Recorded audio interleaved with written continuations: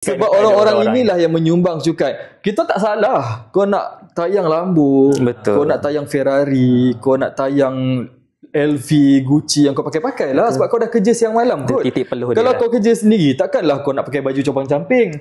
Takkan kau nak pakai Azia je. Sebab kau dah bekerja siang malam, mesti you nak reward yourself kan. Betul. Tidak menjadi masalah untuk you reward yourself. You nak flex ke, even you nak parking Lambo you depan office lembaga hasil pun tak ada masalah. Kita okey je. Asal you park dekat tempat yang betul lah kan. Kalau tak kena Yang keluar. penting selepas korang melaksanakan tanggungjawab korang, for those yang Muslim, you dah bayar zakat, zakat pendapatan, zakat ternakan, zakat harta, zakat emas, semua yang ada. Dan for those Malaysian, regardless of you Malay ke Chinese ke Indian ke apa kan, you dah bayar cukai pendapatan, Muslim dah bayar cukai pendapatan, dah bayar zakat, semua kewajipan you dah buat. Then you nak bawa Lambo you flex sekeliling bangunan lembaga hasil pun tak masalah. Tak ada siapa pun nak tangkap you. Betul. Yang menjadi masalah bila you flex, at the same time you tak buat tanggungjawab you. Betul. You mengaut keuntungan yang besar di negara ini, hasil kemakmuran, hasil keamanan, hasil kebebasan untuk you bergerak, berbisnes dan sebagainya, yang disumbang oleh setiap orang di Malaysia ini, and then you seorang-seorang nak lari cukai. Aku pun kena bayar cukai pun. Betul. Takkan aku boleh sedap-sedap je tengok, kau boleh flex kereta kau tak bayar cukai. Betul. Kau rasa kau puas hati tak? Kau bayar cukai, aku tak bayar cukai, aku flex kereta mewah, mesti kau rasa bengang. Betul tak?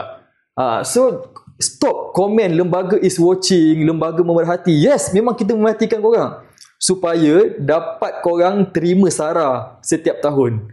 Korang dapat terima BRIM setiap tahun. Boleh belian susu beras anak bini dekat rumah. Tiba nak marah aku marah tau benda-benda macam ni.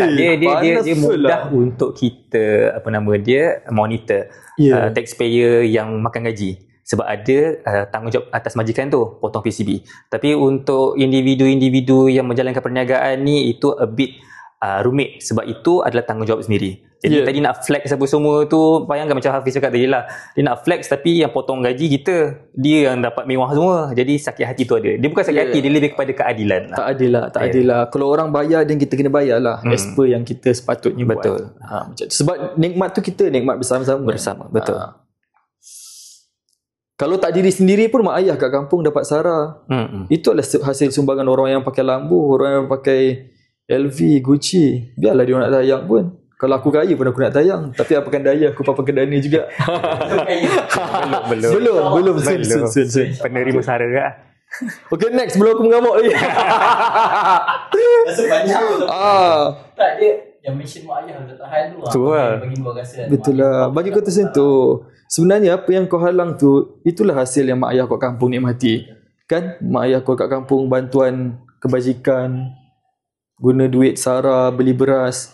Kau nak bagi 50 sebulan pun berkiat lihat. Ni kau pergi pula bagi tu orang, jangan flag lembaga asing memerhati. Lembaga is watching. Memang kita watching pun.